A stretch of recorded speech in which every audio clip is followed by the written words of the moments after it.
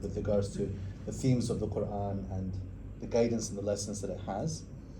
Connecting people through the Quran. We have on these websites, support for different languages and localities. So people are using it in Bahasa Melayu.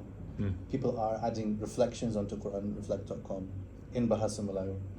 And one of the aims that we have with being here is to help us to increase our local teams who can actually support these efforts, to promote reflection and to help us also to review those reflections and to give people support in that.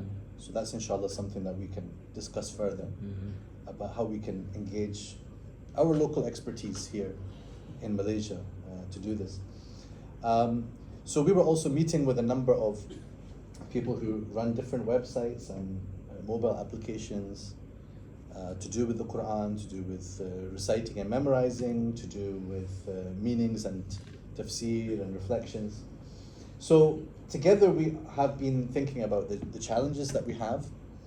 One of the things that I shared with the group, because most of the people who were in that room, where was it called, the work with a Q? Warqa.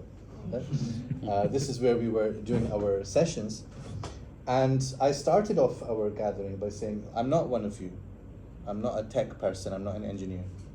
I'm an Azhari, right? So I want to give you another perspective on what we are doing.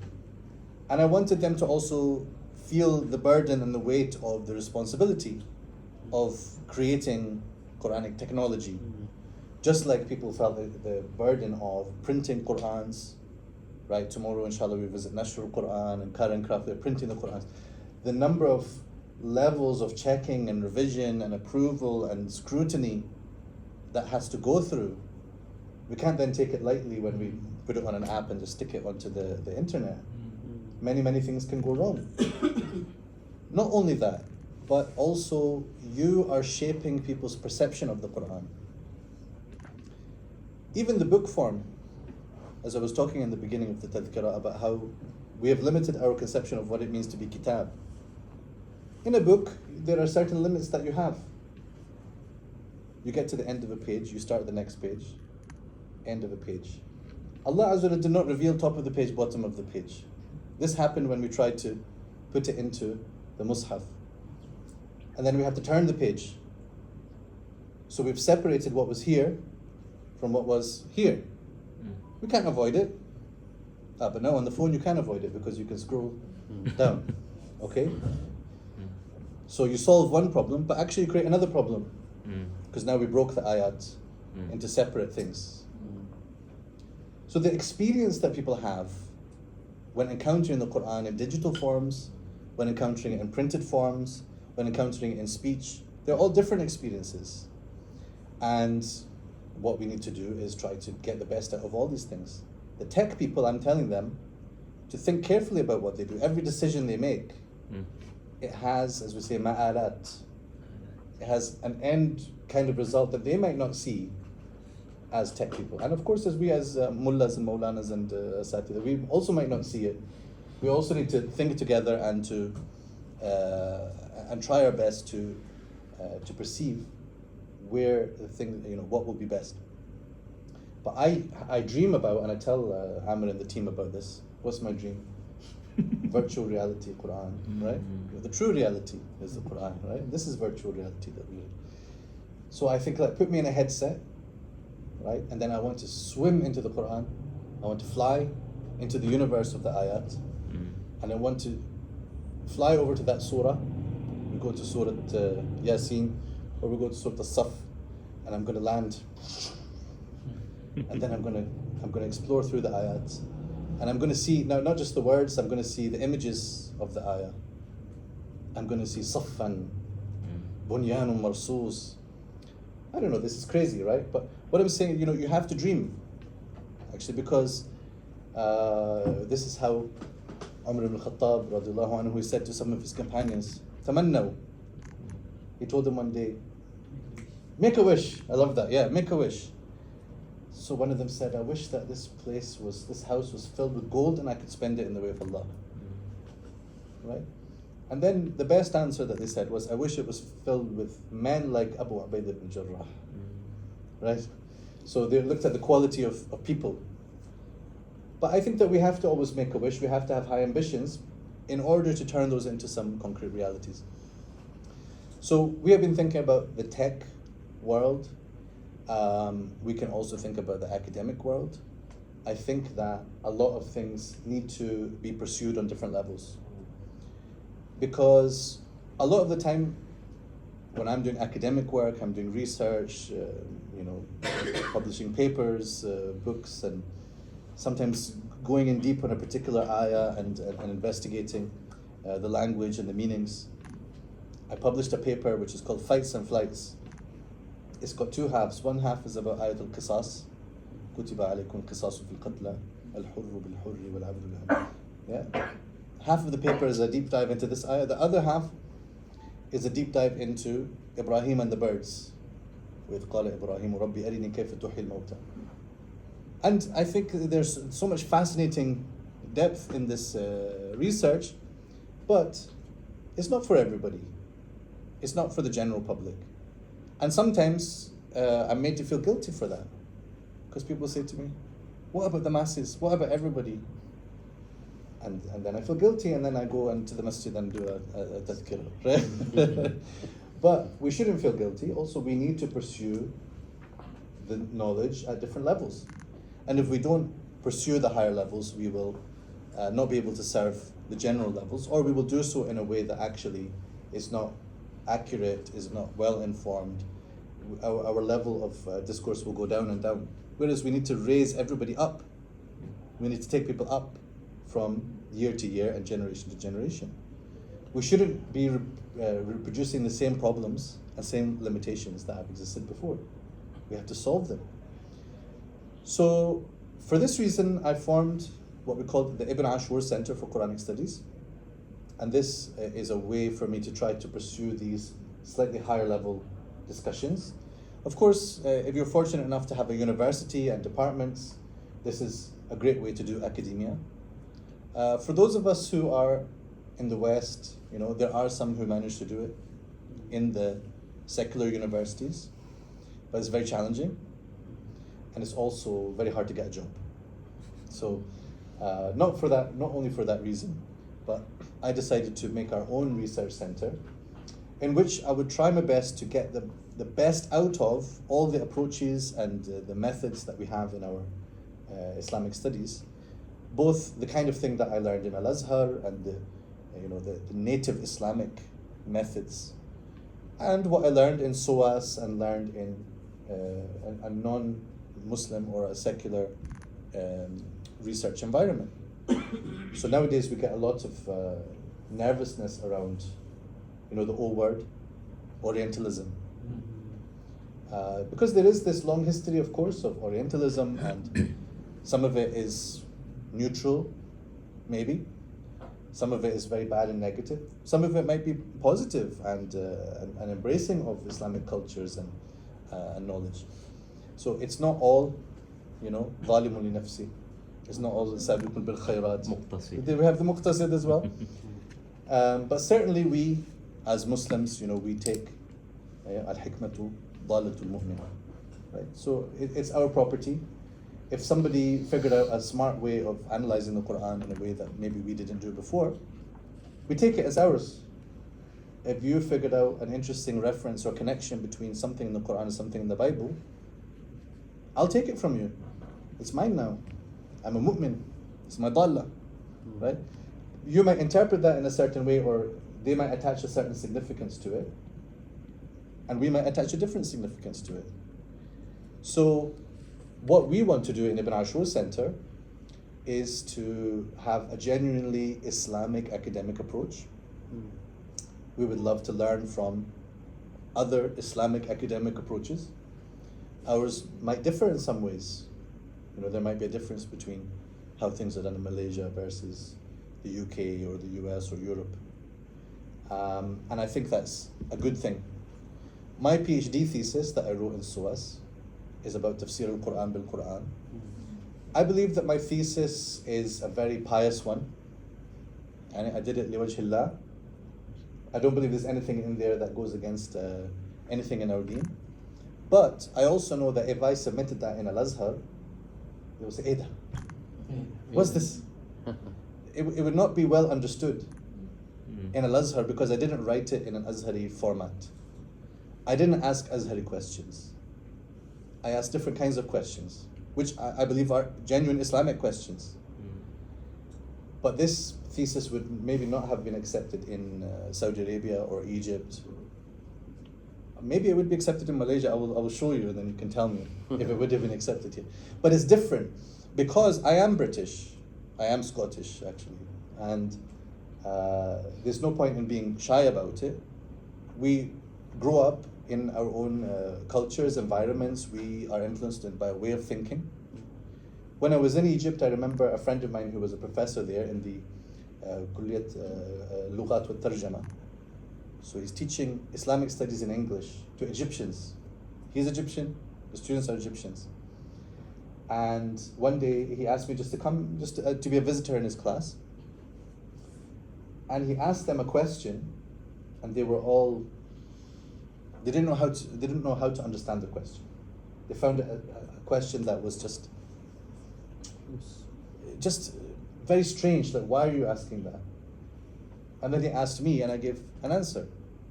The question was like this. He said, if you had to do Jam'a of the Quran, the compilation of the Quran, in the time of Uthman, if you had to do it, what would you do? So I said, first I will identify the situation and the problem, and then I will see what resources we have, what's the raw material. I will see who are the relevant people and stakeholders, and who can be the team. And I will set a time scale and expectation, right? This is project management. I'm not even a project manager, but I understand basically how to go about a research project. And so this professor, Saeed, his name, he said to the class, he said, you see the difference between a British person and you? It's a bit racist, but it wasn't me that said it. That was his point. Just because in our environment, we're taught to just look at things from a certain angle, answer things in a certain way. And I think that our Islamic environment will benefit from all these approaches together and to have dialogue, first of all, between us. Secondly, with the other, with the non-Muslims as well. Right? And we have to be open to that. I'm seeing right now, that people are very nervous about this and very anxious about this and suspicious of the other. What's the intentions of those? I have some friends who are non-Muslim academics and researchers on the Quran. And I remember a time when I found that very strange. Why are you studying? Why would you study the Quran if you don't believe in it? You kind of feel like, leave us alone. What are you up to? What's your agenda? But I came to realize at some point that people could just be interested in the Quran. And then I'm thinking, Allah Azza wa Jalla told them, أَفَلَا يَتَدَبَّرُونَ الْقُرْآنَ. And these are people who are doing tadabbur of a certain kind on the Quran. Maybe their hearts will be opened. Why are we so upset that someone to do tadabbur? Why is someone is subjecting the Quran to scrutiny? Stop them. Attack them. What are you talking about? Scrutiny of the Quran is exactly what the Quran demands. وَلَوْ كَانَ مِنْ عِنْدِ غَيْرِ اللَّهِ لَوَجَدُوا فِيهِ اخْتِلَافًا كَثِيرًا. This thing, come and get it. And, there are people who, of course, they did come to Islam in this way. And there are others whose hearts are sealed and they will never see the Quran in the way they should. I had also one lady, I invited her from Egypt. Her name is Christina Nelson. She's written a beautiful book called The Art of Reciting the Quran. And I read this book before meeting her. She interviewed some of the major Qurra of Egypt, like Abdul Basit, like Al-Bin Shawi. She interviewed them, like we would die or kill to be able to meet such people. And she sat with them and asked them about their recitations. And she wrote this book, which is like really, really insightful about what goes into the art of recitation. So I invited her to do a speaker's tour in the UK back in 2006, right? And I was young and passionate. So one time on the train, then I said to her, Christina, why didn't you become Muslim? Because when I read her book initially, I thought this is a secret Muslim. When I met her, I was like, oh, she's not. So I said, why don't you become Muslim? when you hear the Quran recitation or you read the Quran, don't you feel moved by it in some way? She just said something like this: I'm not looking for that. Like, I don't read the Quran in that way. And it was like, I was, as I say, young. I found it hard, but I had to then stop. Like, I couldn't, push further. If after all this, Allah has not granted her that, it's not going to be from me. But I wanted to know. So in the world that we want to have dialogue between different types of people. In Ibn Ashur Center, we're trying to do our small part. One aspect of that is actually working with the Turath, working with classical materials. So actually, for example, this book, this is the part of Al-Itqan fi Ulum al-Quran, select chapters of Itqan. So this is classical works, Tafsir al-Razi, which I translated also some parts of it. But more recently, we have this work, inshallah, which we're going to share some of it tomorrow. I don't know if you know, but we printed copies for all the attendees in the course, inshallah. So this is Tafsir of Ibn Ashur. And I understand that Ibn Ashur is very well known here in Southeast Asia. The Indonesians tell me that they love him. I went to Tunisia and I met there the Indonesian ambassador to Tunisia. So he's Indonesian and he's based in Tunis. He's the Safir of Indonesia. And he is a big fan of Ibn Ashur. Big fan. And he goes with his students every month and they just tidy up and clean at the grave of Ibn Ashur. So I met with him and we made a small film. You can find it on our YouTube channel, the Ibn Ashur YouTube channel. Our film about Ibn Ashur. But the point is, this is a person who represents that fusion of tradition and tajdeed, right? That's why we put his name on the center. And then I asked permission from his family. They said they were very happy and proud that you named your center after our family or our grandfather, right? So Ibn Ashur, he's a 20th century figure. He shows that you should be fully grounded in what has been said, but you should not be afraid to say something new. That's why we named our center this Ibn Ashur Center. Not because we want to just focus on the thought of Ibn Ashur. But one of our main projects is that we are using Ibn Ashur's tafsir, which is a very, very famous tafsir, very well respected tafsir. We're using it to produce a new Quran translation in English. And inshallah, you'll learn more about that tomorrow. But that is one piece of the puzzle, right? And then there's research. And very importantly then is our work with the people of technology. Because a lot of what we're doing, we're thinking in the first place, not just how will it look in a book, but actually what if we weren't limited by this? What if it doesn't have to be footnotes?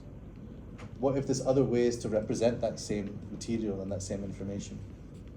How can we use technology to inspire people to know about tafsir? Right? Does anybody use an app called Al-Bahith Al-Qur'ani? Yes. Okay, so yesterday I was with the creator of Al-Bahith Al-Qur'ani. And I said to him, I have some requests for you. I said, first of all, I'm responsible for 30 to 40% of your bandwidth use, right? Because I'm addicted to that website.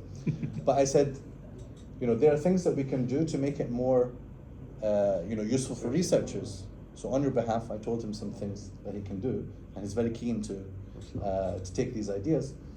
But I said that beyond this, I said your website is useful for someone who already knows that they want to know about tafsir, and they know what they're looking for, and they know Arabic, of course. That's also a basic requirement for that website. But even on Quran.com, I'm always saying, what's going to make people click on the tafsir button? It's a little bit hidden there behind a book icon. What's going to make them want to go there? And why would I send them there also? Like if the ayah is fairly clear, why am I going to tell them, you must read pages of explanation, right? So we're trying to then, in a way, revolutionize the way these things are presented. And that comes from an academic starting point. So in one of my earlier papers, it was called the Digital Mufassir. I was trying to reimagine how is tafsir constructed. In order to see that, I first had to deconstruct tafsir. So I took Tafsir al-Alusi and I said, what makes up this work? What is it made of? What are the pieces? Let's break it down. And then let's see, could we construct that in a different way? And could we use modern tools to do that in a different way and to do it better? Not better than al-Alusi, but the point was, could I help al-Alusi if I had a time machine? Or if I could bring him here, how could I help him to write an even better Ruh al-Ma'ani? Right? So this is the premise. So one of these key elements then is that we identify the fact that tafsir fundamentally is the answer to questions. The answer to questions about what? About the meaning of the Quran. So in the first place, you have to have a question. The tafsir comes after istifsar. So if the ayah is very clear to you, you have no questions, then no need for tafsir. But if you look at the ayah and you say, what does this word mean? Now we have tafsir. You answer that question, the answer is tafsir. All tafsir is actually built like this, but usually the question is not stated.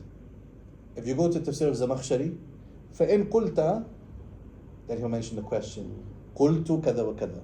Jawab. Su'al wa jawab. So what we start to see is we can go to any tafsir and we can deduce the question from the answer. We see the tafsir as the answer. And we say, what was the question? This is what we call questionizing.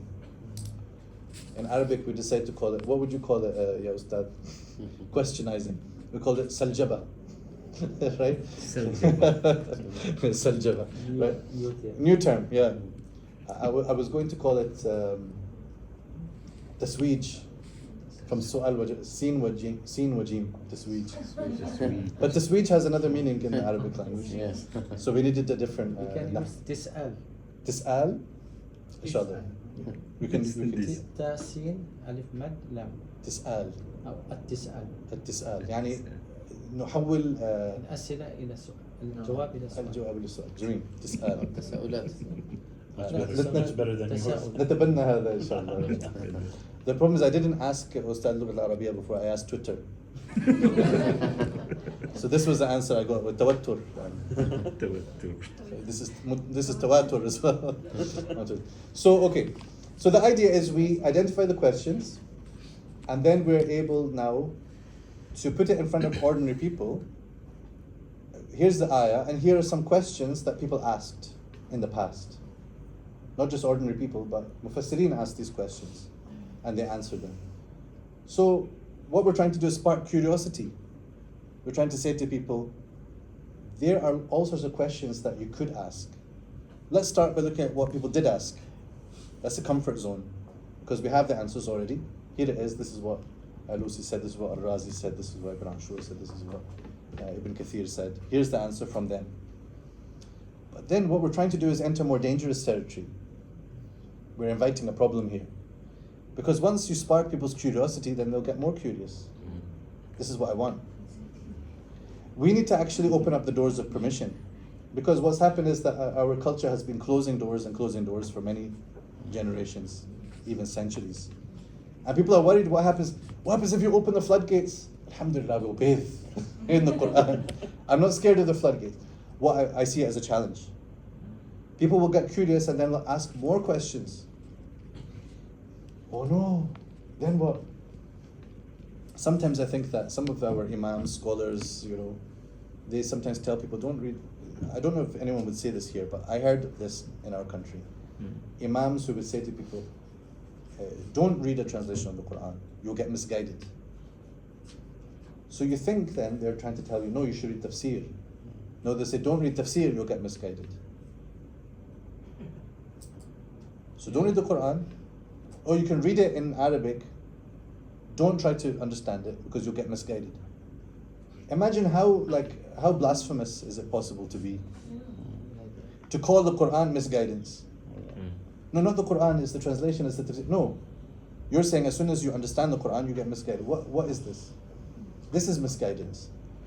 But what I think is really happening, what's really happening is that those people, they're worried that people will have questions and then come to them with the question and they don't know the answer. Why? Because لا يتدبرون القرآن. So-called scholars, imams, professional religious people, they also don't do tadabbur of the Quran. They don't want to be asked hard questions, so they'd rather say, don't ask these things. And so the spread of ilhad, atheism, and everything is going to increase because we're not willing to address genuine questions. Right? So we have to have a culture where you give permission to be curious, give permission and opportunity to ask, and then rise to the challenge of answering. I'm terrified, honestly. We're talking about opening up, once we've opened up these preset questions, we're going to start with the tafsir of Ibn al-Jawzi. We're summarizing it in English so that people can find answers to questions from this tafsir, which is a kind of nice summary of aqwal al-mufassirin in the early parts of Islam. But after that, we're going to have put a box there, submit your question. And suddenly we're going to have hundreds and thousands and then hundreds of thousands of questions. And we're going to have a massive team, inshallah, with a base in Malaysia. We're going to need, we're going to go into a global team to rise to the challenge of answering these questions. But you know what this will be? This is the future of tafsir. Mm-hmm. Because what did we say? Tafsir is the answers to questions. Whenever there's a new answer, this is new tafsir. Whenever there's a new question and it's answered, this is new tafsir. And this is how it's always been. Every generation, there would be new questions, new issues, or new answers to old questions. Maybe they said something in the previous books, but then some reason comes for us to look again and say, but when they said that, what was their evidence for that, or what were they basing that on? Can we reopen this case file? And the famous situations where that happens is, for example, something that was talking about a scientific point, and the early Mufassirin understood it in a certain way, and then you say, Assalamu alaikum wa rahmatullah. And then we say, based on our new understanding of science, maybe we need to look again at the explanation of this ayah and understand it in a fresh way.